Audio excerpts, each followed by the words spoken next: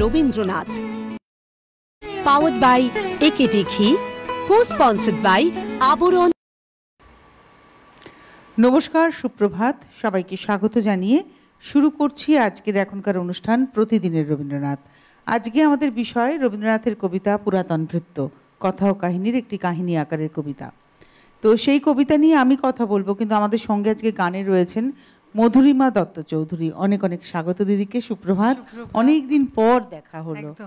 আর দিদির গানকে যারা সাজিয়ে তুলবেন তারা হচ্ছেন আমাদের যন্ত্রসঙ্গীত শিল্পীরা অভিজিৎ কিবোর্ডে, তবলায় মৃগাঙ্ক, পারকাশনে বিক্রম, শব্দ আলো ক্যামেরা পিসে টেলিকাস্টিংয়ে আমাদের ভাইরা রয়েছেন, সঙ্গে রয়েছেন আপনারা। দিদি গানে গানে পথ চলা শুরু করি। আজকের প্রথম গানটি আমি শুরুই করছি পূজা পর্যায়ে। তুমি ডাক দিয়েছো কোন সকালে।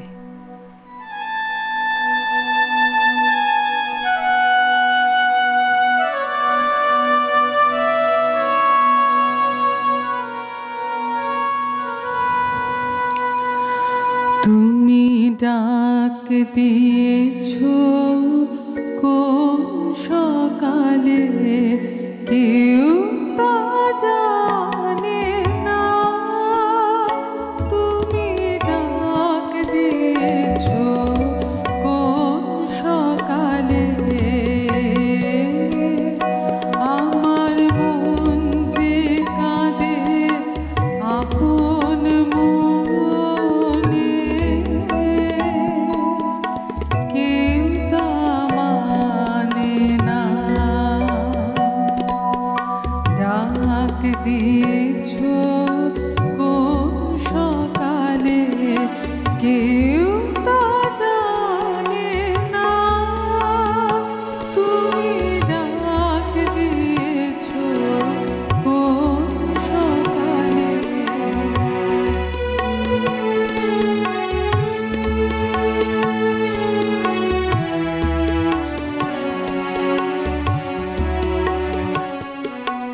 ফিরি আমি উদাস প্রাণে, তাকাই সবার মুখের পানে। ফিরি আমি উদাস প্রাণে, তাকাই সবার মুখের পানে। তোমার মতন এমন টানে কেউ তো টানে না। তুমি ডাক দিয়েছো কোন সকালে।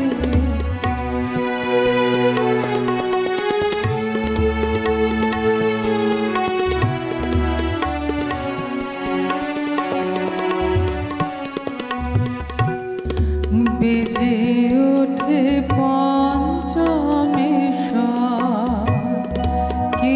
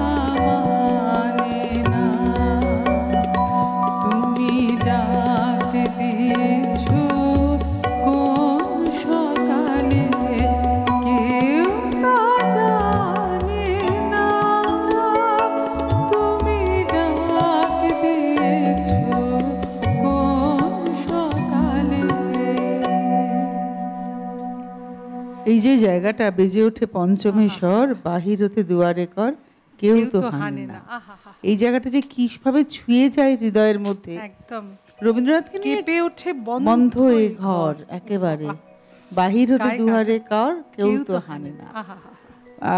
আমরা আজকে আলোচনা করব পুরাতন নৃত্য। আমাদের ছেলেবেলাতে পাঠ্যপুস্তকে ছিল, বর্তমানে রবীন্দ্রনাথের মনে হয় না কোনো কবিতা সেভাবে পাঠ্যপুস্তকে আছে কিনা। গতকাল যিনি শিল্পী এসেছিলেন তিনি বলেন তারা রবীন্দ্রনাথের কবিতা পাননি, আমরা যেরকম পেয়েছিলাম পুরাতন নৃত্য 2 বিঘা জমি, তারা তাদের পাঠ্যপুস্তকে সেভাবে পাননি। আমাদের তো শুরুই হয়েছিল সহজ পাঠ, ছোট আঁকে বাঁকে, তারপরে ওই যে এসেছে শরৎহিমের পরশ লেগেছে হাওয়ার পরে, এরকম বহু আমাদের তাল গাছ এক পায়ে দাঁড়িয়ে, সেই ছোট বই। তো যাই হোক, যেটা আজকে আলোচনা করছি সেটা হচ্ছে পুরাতন নৃত্য। এইটা আলোচনা করার পিছনে কারণটা হচ্ছে রবীন্দ্রনাথের এরকম বহু কবিতা আছে যেটি কাহিনী আকারে। আমরা কর্ণকুন্তী সংবাদ করেছি, আমরা গান্ধারীর অভিশাপ করেছি, কিন্তু এইবারে একটু ভিন্ন স্বাদে হাঁটার চেষ্টা করেছি। তো পুরাতন নৃত্য কবিতাটি রবীন্দ্রনাথ লিখেছিলেন 12ই ফাল্গুন 1301 বঙ্গাব্দে। এটা কথা ও কাহিনীর মধ্যে অন্তর্ভুক্ত। তো আমি একটু করে কবিতাটি পাঠ করব, তারপরে একটু করে ব্যাখ্যা, এভাবেই এগোবো, কিন্তু গানের হাত ধরে ধরে। গানে যাই। এখন যে গানটি আমি গাইব অত্যন্ত পরিচিত এবং বড্ড এই প্রাণের কথা বলে। লিখেছিলেন কবির যখন বয়স 50 বছর, এবং গানটির আমার আজকের গানের বেশিরভাগেরই কিন্তু স্বরলিপিকার দিনু ঠাকুর। গতকাল মহাপ্রয়াণ দিবস ছিল।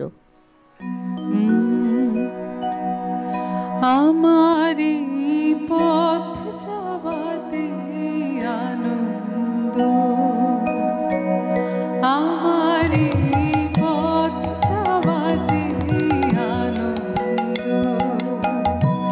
খেলে যায় রৌদ্র ছায়া, বর্ষা আসে বসন্ত, আমার পথ যাওয়াতে আনন্দ, আমার পথ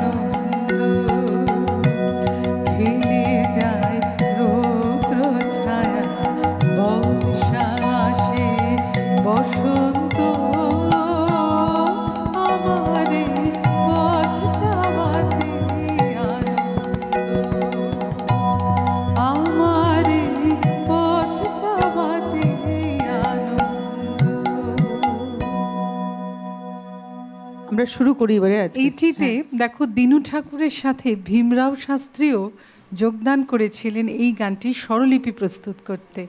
এটা একটা মানে দুজনে মিলে কি সুন্দর কন্ট্রিবিউট করেছেন এই স্বরলিপিটা আমাদের কাছে পৌঁছে দিতে।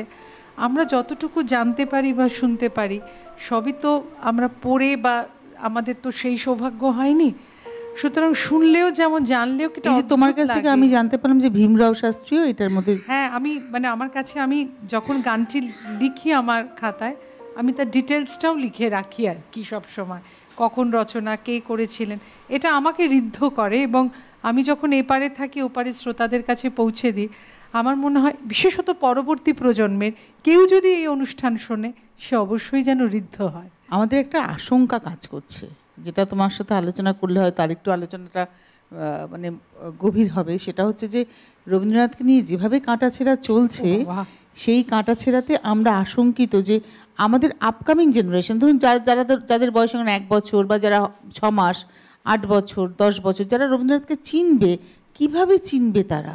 কিরকম জানো তো, আর্তনাদ করতে ইচ্ছা করে, মানে বলে না একদম যে দুঃখের, কষ্টের, যন্ত্রণার আর্তনাদ। মানে আমি সমাজ মাধ্যমে খুব একটা মুখ খুলি না। তুমি হয়তো বলতে পারবে কেন প্রতিবাদ করো না, কি জানো প্রতিবাদ করতে পারি, কিন্তু এক এক সময় নানা বিষয়ে ব্যস্ত থাকি, তো ওই দিক থেকে এমন সব এক এক সময় তির্যক মন্তব্য, তখন মনে হবে যে বাবা এই মানে চিরকালের জিনিসটাকে একটু ইম্প্রোভাইজ তথাকথিত করে বোধহয় তারাই ঠিক কাজ করেছেন, আমি হয়তো বিরোধিতা করে ভীষণ একটা ব্যাকডেটেড একটা মানে অচলায়তন সৃষ্টি করতে চাইছি। সেজন্য বাবা নিজের কাজটি মন দিয়ে প্রাণ দিয়ে করি, যতটা সম্ভব আর কি চেষ্টা করি। রবীন্দ্রনাথের গানের কথা বলো, রবীন্দ্রনাথের লেখা বলো, রবীন্দ্রনাথকে তো আমরা বোঝার চেষ্টা করি না। নিজেই বলে গেছেন যে আমি কিছু কম রাখি নাই, যে এটাতে কিছু দিতে হবে বা কিছু করতে হবে। সেক্ষেত্রে আমি জানি না কারা করেন, জানি না। আমি যার জন্য সামনের সপ্তাহে রবীন্দ্রনাথের ওইভাবে গীতিনাট্য, নৃত্যনাট্য রাখিনি, কিন্তু আমি 4টে নারী চরিত্র ভেবেছি।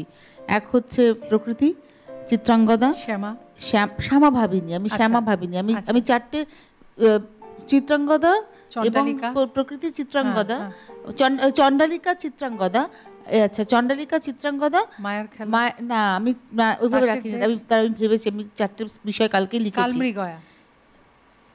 আমি লিখেছি চণ্ডালিকা, চিত্রাঙ্গদা, পরপর 2 দিন থাকবে। আর হবে হচ্ছে রক্তকরবীর নন্দিনী, ওরে বাবা, এবং থাকবে হচ্ছে চোখের বালির বিনোদিনী। আরে বাপরে, কেন বলো তো, মানে আমি 4টে নারী চরিত্র, ব্যতিক্রমী নারী চরিত্র। চিত্রাঙ্গদা, হ্যাঁ, এবং চণ্ডালিকা কি করলো, চণ্ডালিকা তো একটা আরগোল, মানে একটা খিল ছিল দরজায় অসুচির, সেটা খোলার জন্য চেষ্টা করেছিল আপ্রাণ। আনন্দ সেখানে এসে সেই তাকে একটা মুক্তি দিল, ওই জায়গাটা আলোচনা থাকবে। চিত্রাঙ্গদায় তার ফরমেশন, তার ইন্টারনাল ফরমেশনটা আলোচনায় থাকবে। আর নন্দিনী নিয়ে, নন্দিনী আমার নিজের খুব পছন্দের চরিত্র অবশ্যই।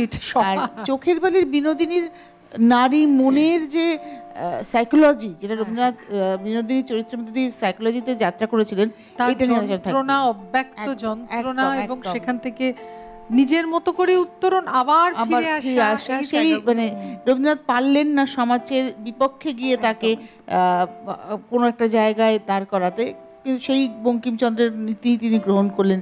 শেষে গিয়ে দেখতে হবে কি জানো তো, অ্যারেঞ্জমেন্ট পরিবর্তন হয়, মানা যায়, ঠিক আছে, যুগোপযোগী করতে, গানটিকে আরও ইয়াং জেনারেশনের মধ্যে জনপ্রিয় করতে, পরবর্তী প্রজন্মের মধ্যে। কিন্তু যখন স্বরলিপিটায় আঘাত পড়ে, আমি বলছি না যে একেবারে নীতি কঠোরভাবে ওইটুকু স্বাধীনতা অনেকে বলেন, ঠিক আছে, আমি না হয় মেনেই দিলাম, কিন্তু একটা মেজর অংশ যখন সেখান থেকে হয়, বড় সে আত্মনাদ করতে ইচ্ছা করে যে বাবা সব এইটাকে ধরো না, এনাকে ধরো না, এরকম ব্যাপার আর কি।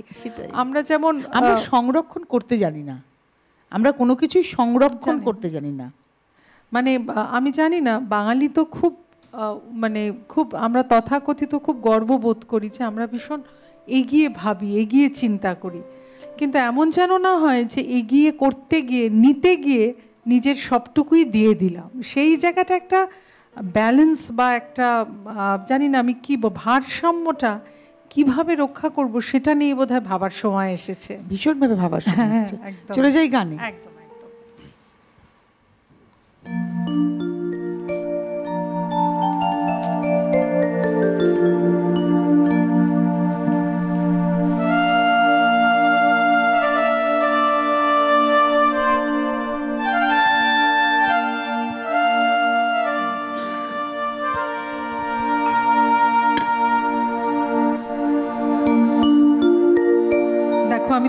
একটু আগেই বললাম এই গানটিও দীনু ঠাকুর, 1922 সালের রচনা কবির। হৃদয় আমার যায় যায় যায় যে ভেসে আজি, হৃদয় আমার যায় যায় যায় যে ভেসে আজি, হৃদয় আমার যার পাইনি দেখা তার উদ্দেশে ভেসে ভেসে আজি, হৃদয় আমার যায় যায় যায় যে ভেসে আজি, হৃদয় আমার।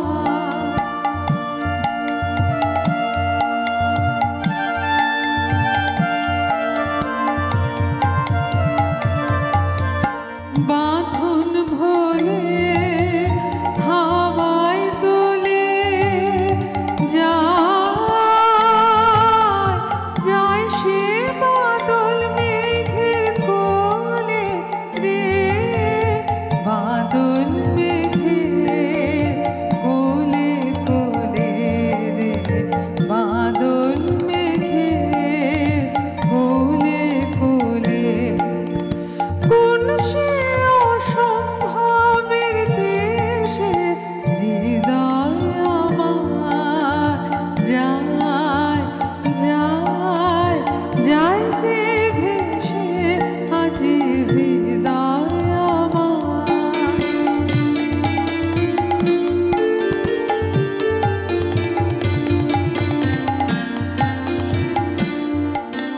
শিখায় বিজন সাগর কুলে, শ্রাবণ ঘনায় শৈল মূলে, শিখায় বিজন সাগর কুলে, শ্রাবণ ঘনায় শৈল মূলে, রাজার পুরে তমাল গাছে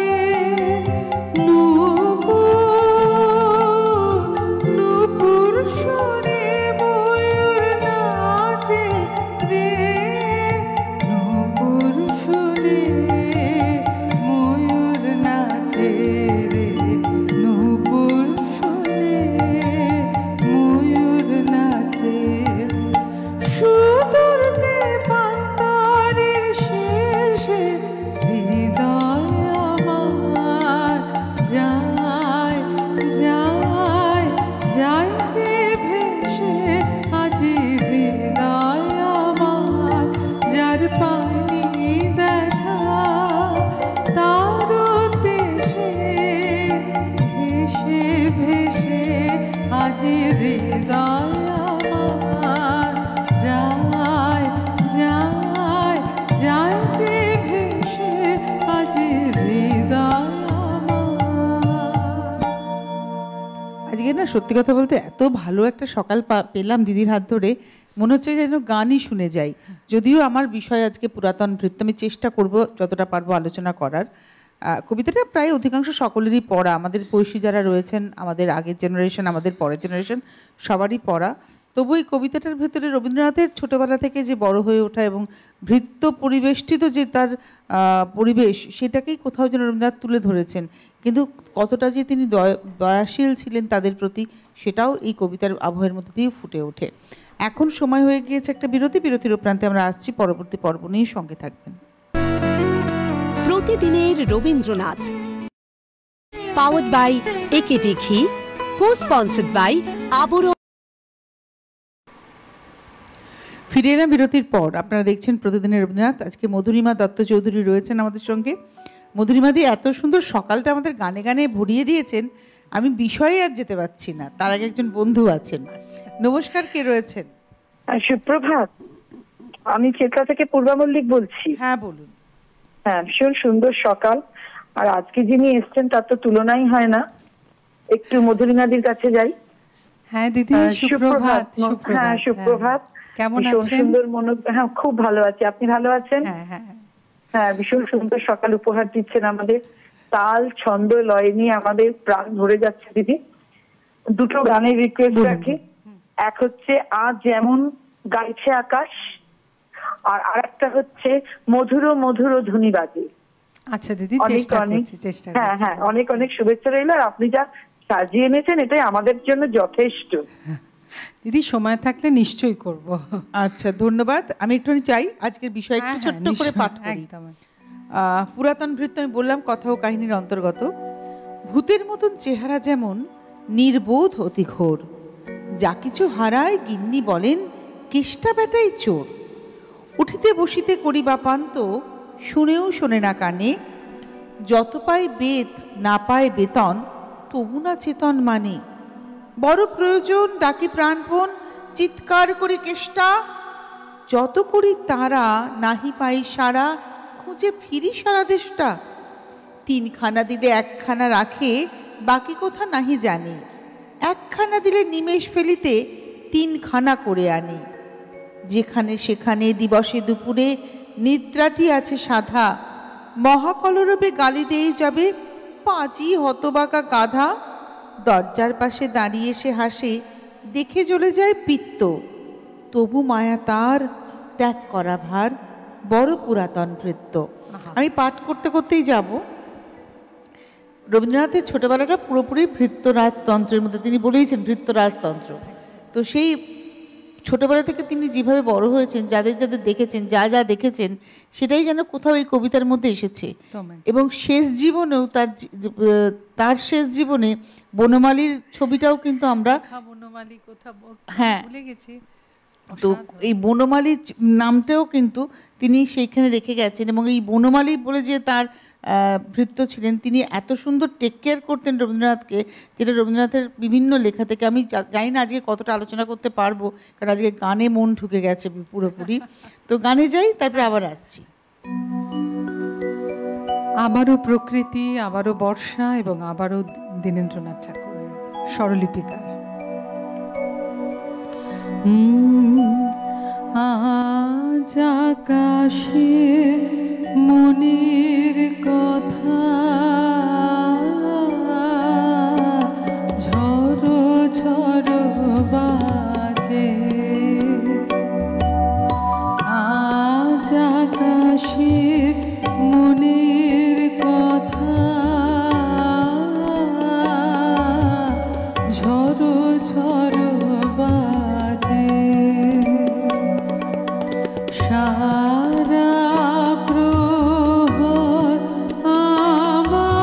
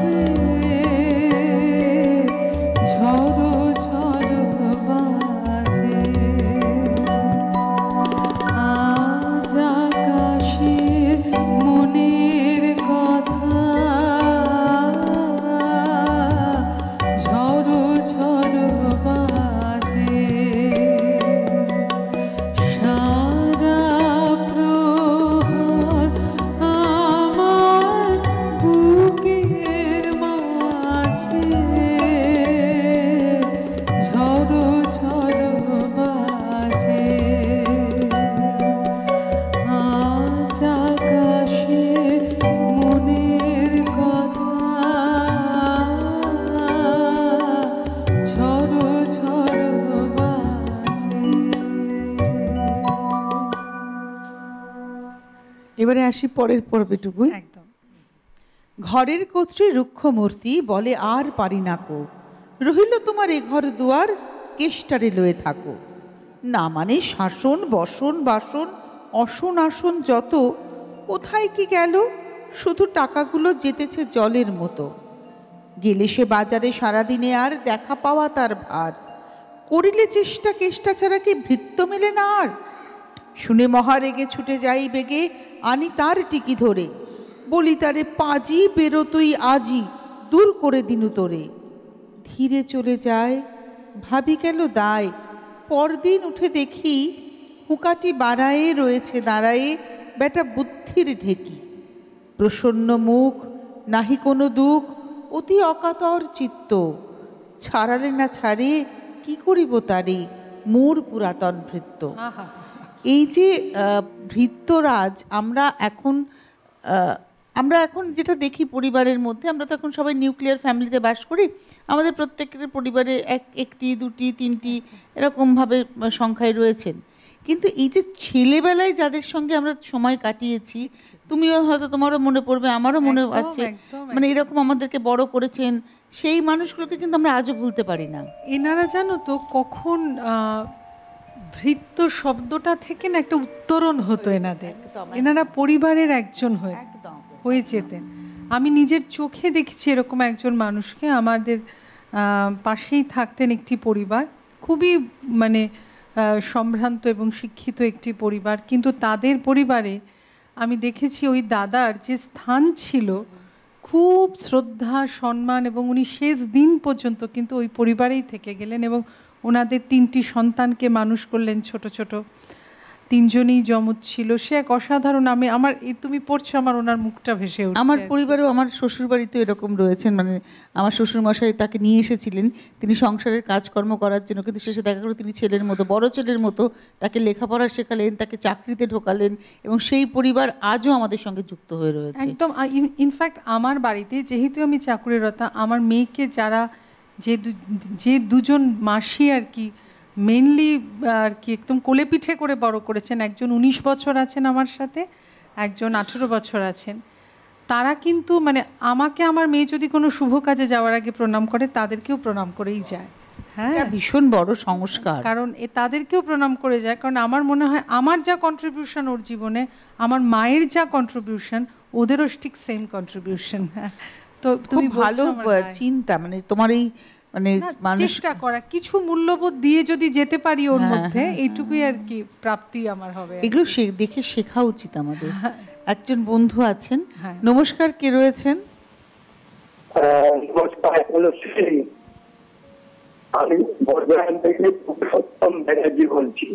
আচ্ছা, নমস্কার, বলুন। বয়স্ক মানুষ একজন ফোন করেছেন, বলুন।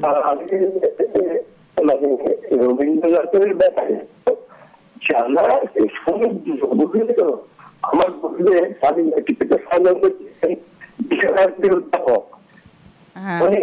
আপনার না কথাটা আমরা কিছু শুনতে পাচ্ছি না, এই কারণেই সম্ভবত নেটওয়ার্ক কিছু হচ্ছে, মানে আপনি একটু ফাঁকা জায়গায় গিয়ে যদি কথা বলেন তাহলে হয়তো শুনতে পারবো।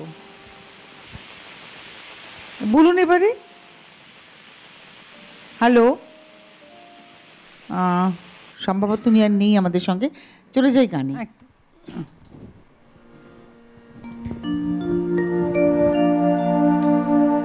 আবারও দীনেন্দ্রনাথ ঠাকুরের স্বরলিপি, আবারও এই গানটি অবশ্য পূজা পর্যায়ে।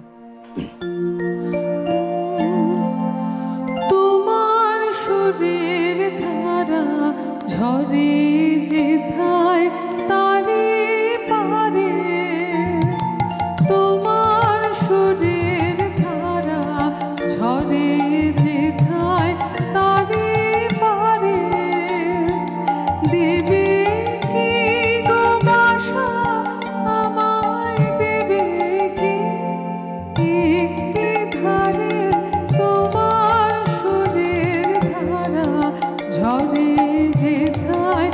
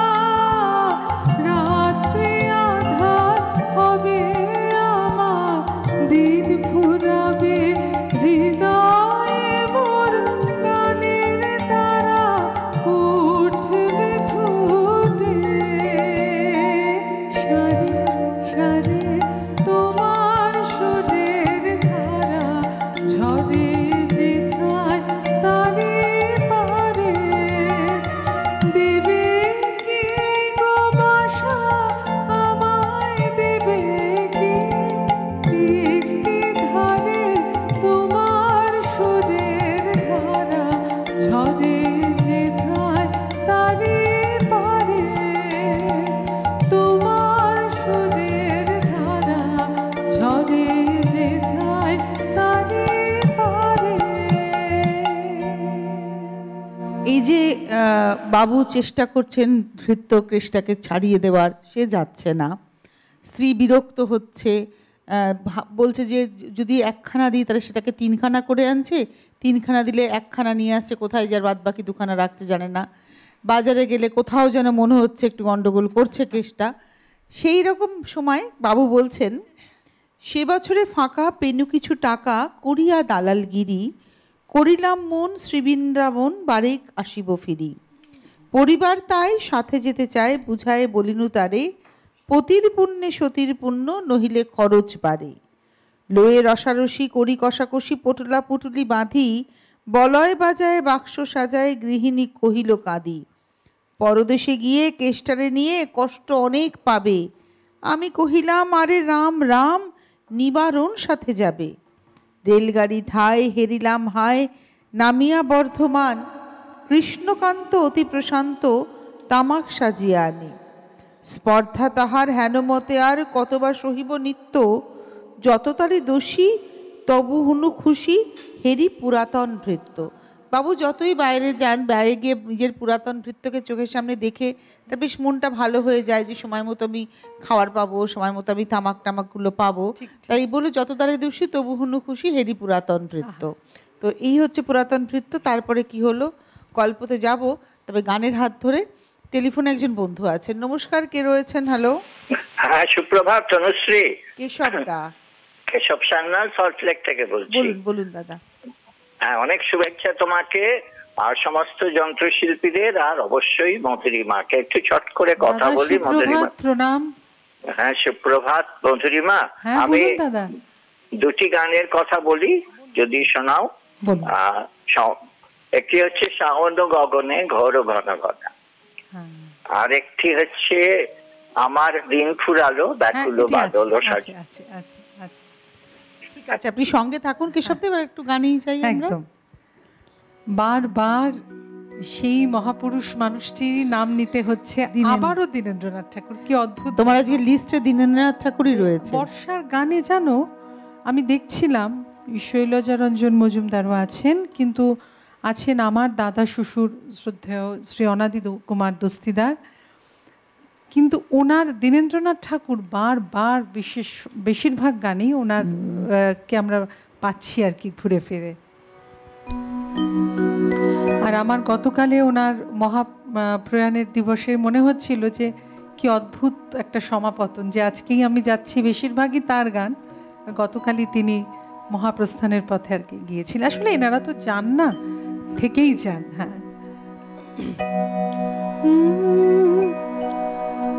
বাদল মেঘে মাদল বাজে, বাজে রে বাজে, গুরু গুরু গুরু গুরু গগন মাঝে,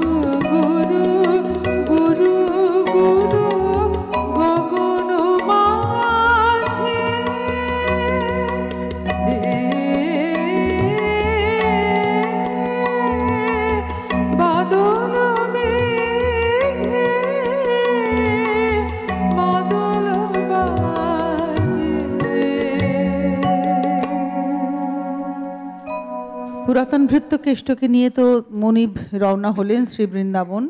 এবারে তিনি বলছেন, রবীন্দ্রনাথ বলছেন, নামিনু শ্রীধামে দক্ষিণে বামে পিছনে সম্মুখে যত লাগিল পাণ্ডা নিমেষে প্রাণটা করিল কণ্ঠাগত।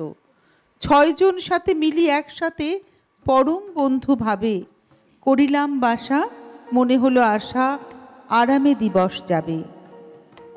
কোথা ব্রজবালা কোথা বনমালা কোথা বনমালী হরি কোথা হন্ত চিরবসন্ত আমি বসন্তে মরি।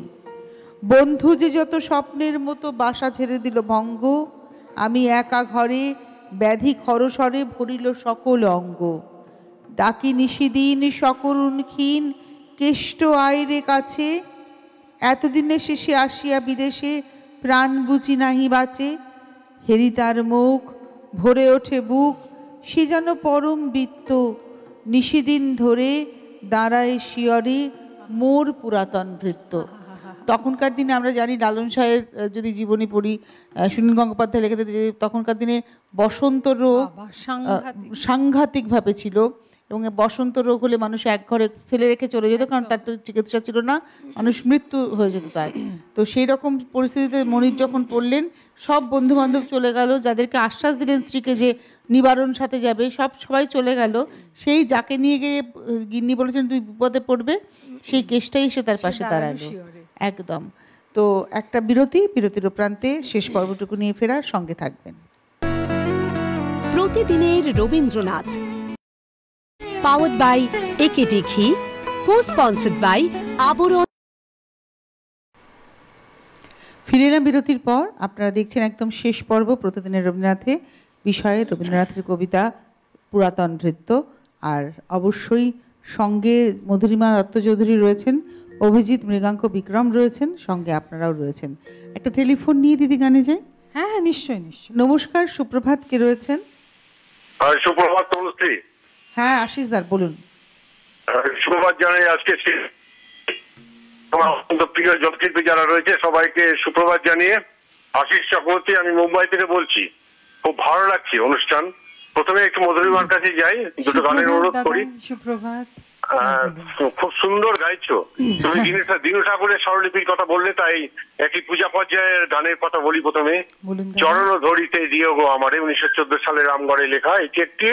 আর বর্ষার উপর একটি গানের কথা বলি, শেষ বয়সে গুরুদেবের লেখা, 1939 সালে। স্বপ্নে আমার মনে হলো কখন ঘাড়িতে হয়।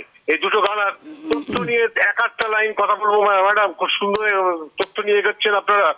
দেখুন, এই কবিতার মাধ্যমে কিন্তু সমাজের নিম্নবিত্ত অসহায় কবি কিন্তু রবীন্দ্রনাথ প্রকাশ করেছে। এবং দেখুন, ভৃত্য মনিবের মানবিক দিকটাও তুলে ধরেছেন। আর সমস্ত কবিতা একটা হাস্যরসের অবতারণা করে শেষে এলো করুণ রস। গল্পটিকে কিন্তু যেটা মর্মস্পর্শী করেছে এবং দুটি বিপরীত প্রকৃতির রসকে আশ্চর্যজনক ভাবে মিলিয়ে দিয়েছেন কবি। দেখুন, রবীন্দ্রনাথের অনেক কবিতাকে অনেকে সমালোচনা করেছেন, কিন্তু সুরেশচন্দ্র সমাজপতি যিনি অনেক সমালোচনা করেছেন রবীন্দ্রনাথ কবিতাকে, তিনি কিন্তু এই পুরাতন ভৃত্যকে ভীষণ প্রশংসা করেছেন। তিনি বলেছেন দুটো কবিতা রবীন্দ্রনাথের, সুরেশচন্দ্র মজুমদার বলেছেন দুটো কবিতার কথা, একটি হচ্ছে 2 বিঘা জমি, আরেকটি হচ্ছে পুরাতন ভৃত্য। যে এই দুটি কবিতা নিয়ে রবীন্দ্রনাথের সমালোচনা উনি খুব করতেন সেই সময়। এই দুটি কবিতাতে উনি প্রশংসা করে গেছেন রবীন্দ্রনাথের। সঙ্গে থাকুন, ভালো লাগে আশিসদা আপনার ফোন পেলে। আশিসদা কণ্ঠ সাথ দিলে আমি স্বপ্নে আমারটি গাইবো, কিন্তু কণ্ঠটি সাথ দিতে হবে, যা অবস্থা। গানে যাই। হ্যাঁ, এই গানটি স্বরলিপিকার শ্রী শৈলজারঞ্জন মজুমদার। আবারও প্রকৃতি পর্যায়।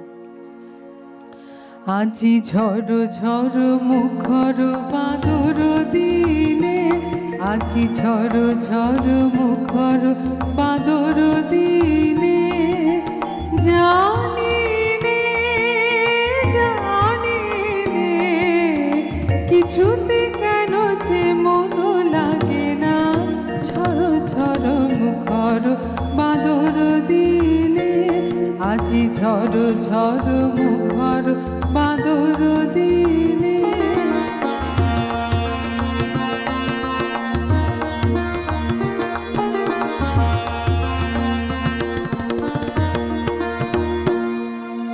চঞ্চল সজল পবন বেগে উদ্ভ্রান্ত মেঘে,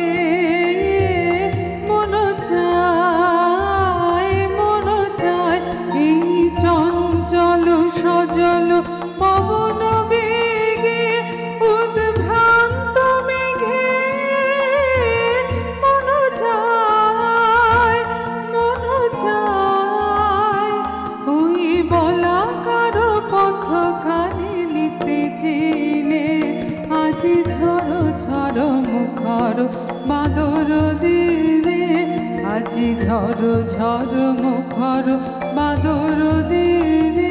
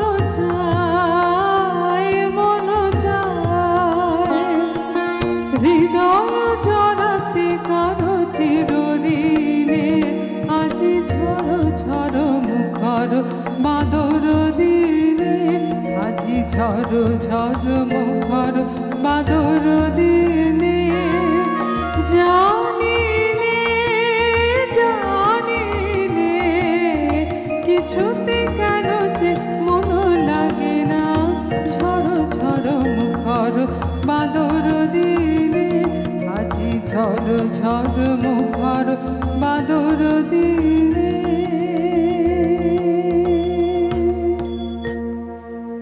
বাবু তো অসুস্থ হয়ে পড়লেন, বসন্ত রোগে আক্রান্ত হলেন। মুখে দেয় জল সুধায় কুশল, শিরে দেয় মোর হাত, দাঁড়াই নিঝুম চোখে নাই ঘুম, মুখে নাই তার ভাত। বলে বারবার কর্তা তোমার কোনো ভয় নাই শুনো, যাবে দেশে ফিরে মা ঠাকুরানী রে দেখিতে পাইবে পুনো। লোভিয়া আরাম আমি উঠিলাম, তাহারে ধরিল জ্বরে, নিল সে আমার কাল ব্যাধি ভার, আপনার দেহ পরে। হয়ে জ্ঞানহীন কাটিল দুদিন, বন্ধ হইল নারী, এতবার তারে গেনু ছাড়া বারে, এত দিনে গেল ছাড়ি। বহুদিন পরে আপনার ঘরে ফিরিনু সারিয়া তীর্থ, আজ সাথে নেই চিরসাথী সেই মোর পুরাতন ভৃত্য। এই কবিতাটাতে একদম আশিসদা ঠিক কথা বলেছেন। প্রথম দিকে একটু হাসির কথা, হ্যাঁ মজা লাগছিল, দেখতে কিরকম ভূতের মতন চেহারা, নির্বোধ অতিগোর, মানে একটা মজার মতো। সেখান থেকে শেষে গিয়ে করুণ রস, যে এই ভৃত্য চলে গেল, বাবু বুঝলেন যে তিনি কত বড় সম্পদ হারিয়ে ফেললেন। এটাই হচ্ছে বাস্তব কথা। রবীন্দ্রনাথ এই কবিতার মধ্যে দিয়ে একদম মানে সমাজের একদম শোষিত সম্প্রদায়ের পাশে দাঁড়িয়েছিলেন। এবং এই যে তিনি সভ্যতার সংকটে লিখেছিলেন না, যে পিলসুজ হচ্ছে সেই যারা সমাজের নিচু স্তরে, আর প্রদীপের আলোটা উপরের মানুষ পায়, পিলসুজের গা গড়িয়ে যে তেলটা পড়ে সেটা আমরা কেউ দেখতে পারি না।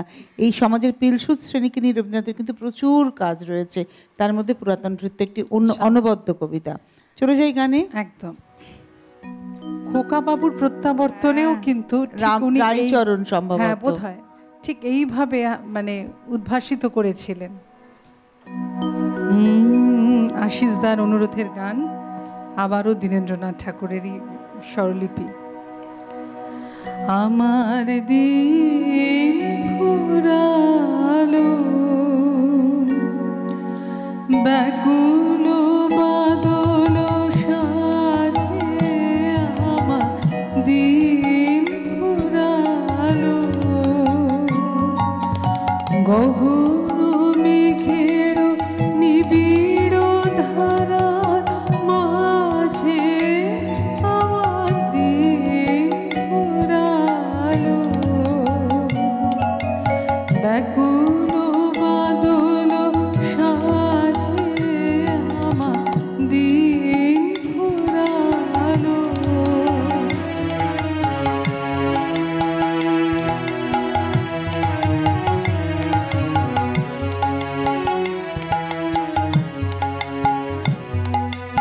বনের ছায়া জল ছল ছল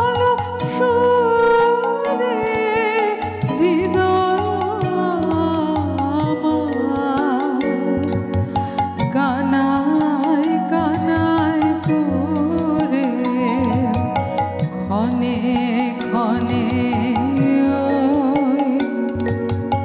গুরু গুরু তালে তালে গগনে গগনে গভীর মৃদং বাজে আমার দিন ফুরালো।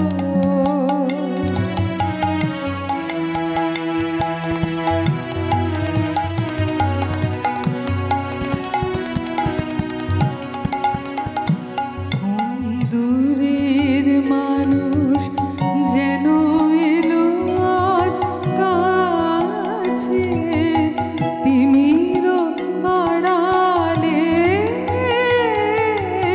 নীরবে দাঁড়ায় আছে।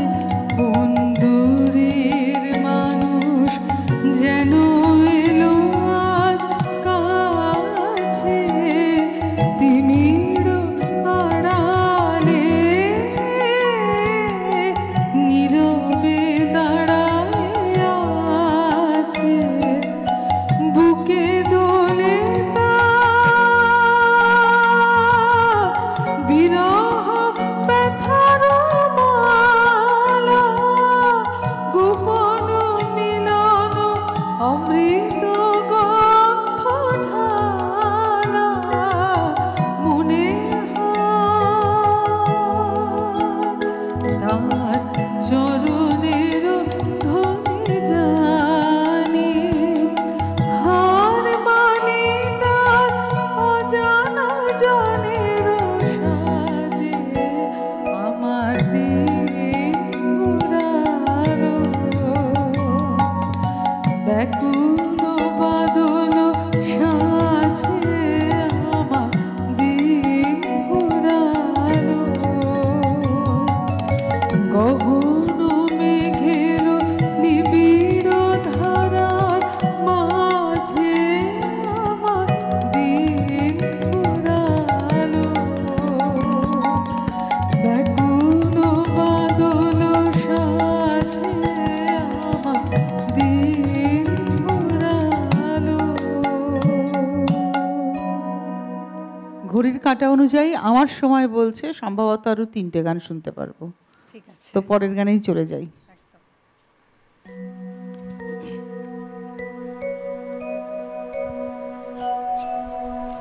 আবারও একটি প্রকৃতি পর্যায় এবং আবারও দীনেন্দ্রনাথ ঠাকুরের স্বরলিপিকা। হ্যাঁ, আমার দিন ফুরালো না, কেশবদার অনুরোধ ছিল। আচ্ছা আচ্ছা, কেশবদা তাহলে ক্ষমা প্রার্থী, ওটা আপনার অনুরোধের গানটি গাইলাম। আর আশিসদার গানটি দেখছি যদি সময় পাই এবং কণ্ঠস্বাদ দেয় গাইব।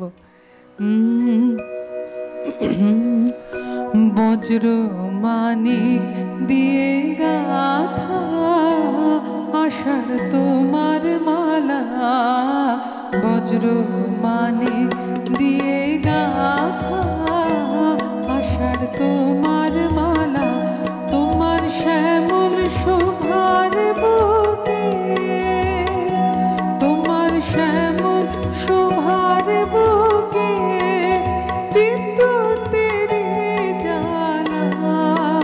বজ্র মানে দিয়ে গাথা আষাঢ় তোমার মালা, বজ্র মানে দিয়ে গাথা আষাঢ়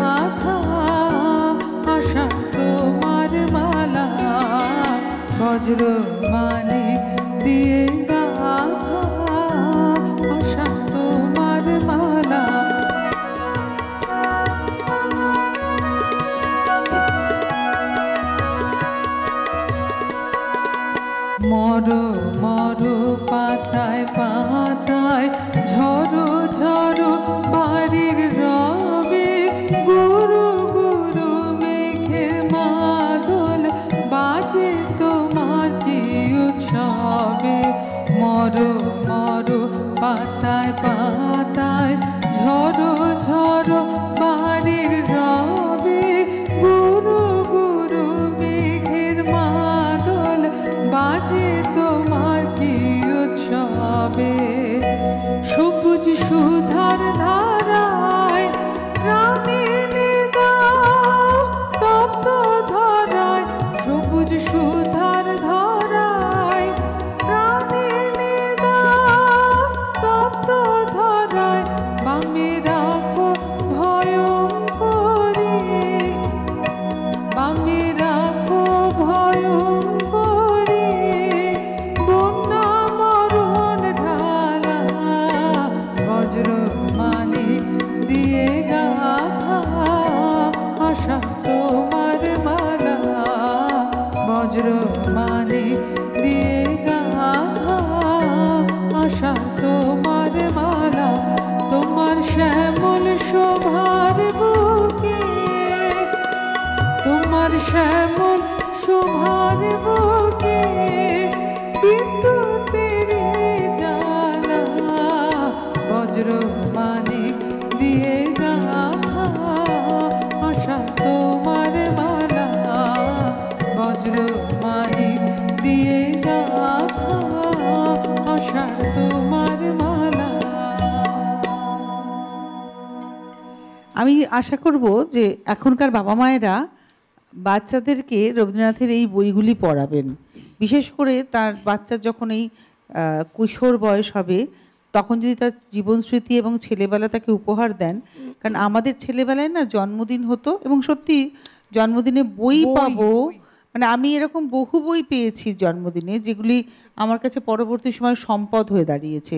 শিশু ভোলানাথ থেকে শুরু করে সব আমি এগুলো সব জন্মদিনে আমার মনে আছে আমার মা আমাকে প্রথম যে বইটি কিনে দিয়েছিলেন বা পড়াতেন সেটি সম্পূর্ণ শিশু ভোলানাথ, একদম সবকটি। এবং আমার বাবা আমাকে একটি কথা বলেছেন বারবার যে যত বয়স বাড়বে তত রবীন্দ্রনাথকে তোর মনে হবে একদম জড়িয়ে ধরে থাকে। একদম তাই, বোধের জায়গাটা এত উন্মোচিত হয়। এবং আমার মনে হয় আমরা বাঙালিরা খুব ভাগ্যবান যে আমরা পঞ্চকবিকে পেয়েছিলাম আমাদের জীবনে। একদম এটা পবিত্রতা খুব ভালো বলেন যে রবীন্দ্রনাথ বাঙালি হয়ে ভাগ্যিস জন্মেছিলেন, তাই আমরা আমাদের মাতৃভাষায় রবীন্দ্রনাথকে পড়তে পারছি। এটা আরেকটা মজার জায়গা। আমার মনে হয় যদি কেউ রবীন্দ্রনাথ, কেন জানি না, এটা হয়তো আমার ভুল বলা, বিদেশিরাও তো ভীষণভাবে রবীন্দ্রনাথ অনুবাদ করে পড়ে। রবীন্দ্রনাথ নিজেও বলেছেন যে অনুবাদে তো সেই রসটা পাওয়া যায় না। এইটা আমরা সত্যি ভাগ্যবান। আর দুটো গান শুনতে পারবো দিদি।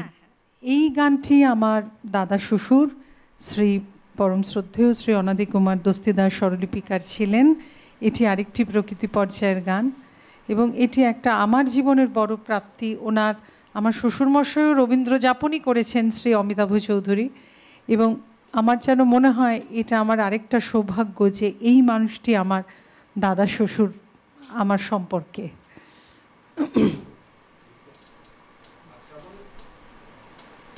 না ঠিক আছে।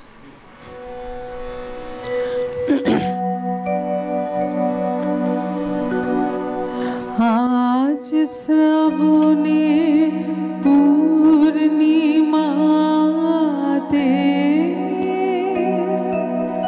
কি এনেছিস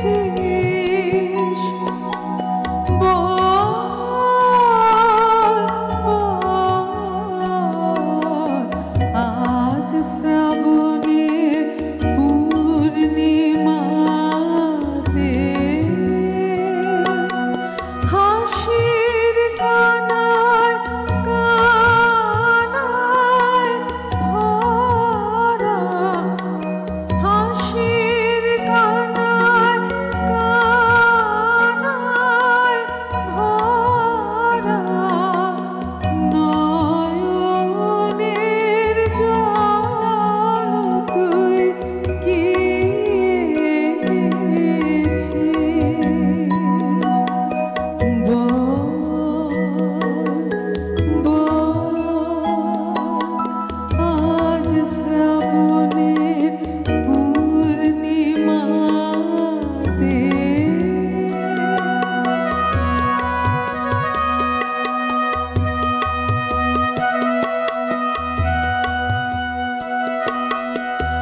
বাদল হাওয়ার দীর্ঘশ্বাসে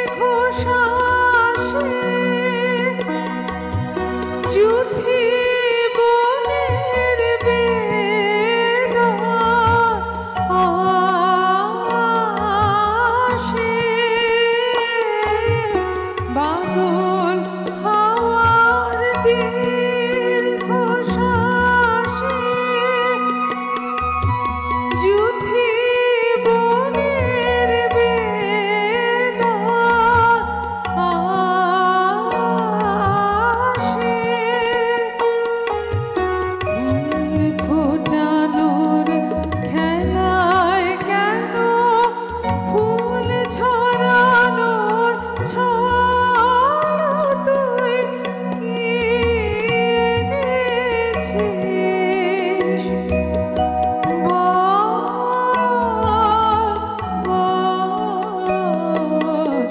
আজ শ্রাবণের পূর্ণিমাতে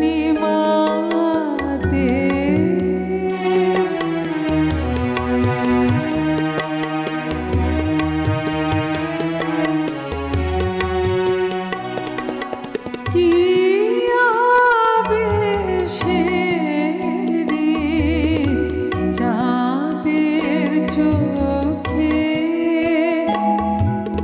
ফিরে সে গো স্বপন লোকে ওগো কি আবেশে রে চাঁদের চোখে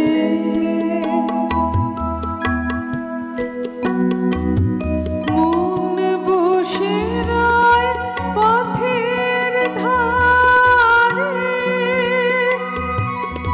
জানে না সে পাবে কারে। মন বসে রয় পথের ধারে জানে না সে পাবে কারে।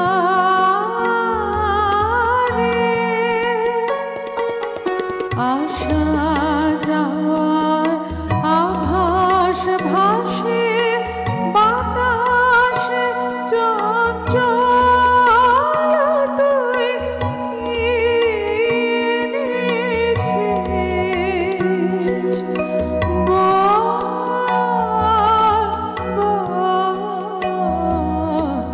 আজ শ্রাবণের পূর্ণিমাতে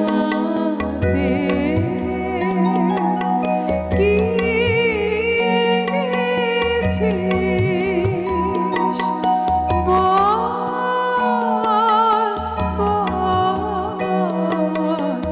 আজ শ্রাবণের পূর্ণিমাতে।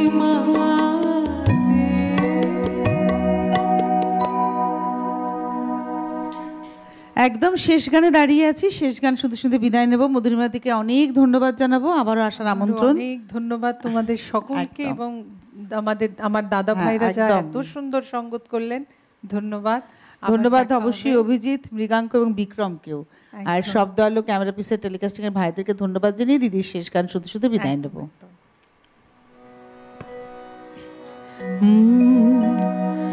আজি তোমায় আবার চাই শোনাবারে যে কথা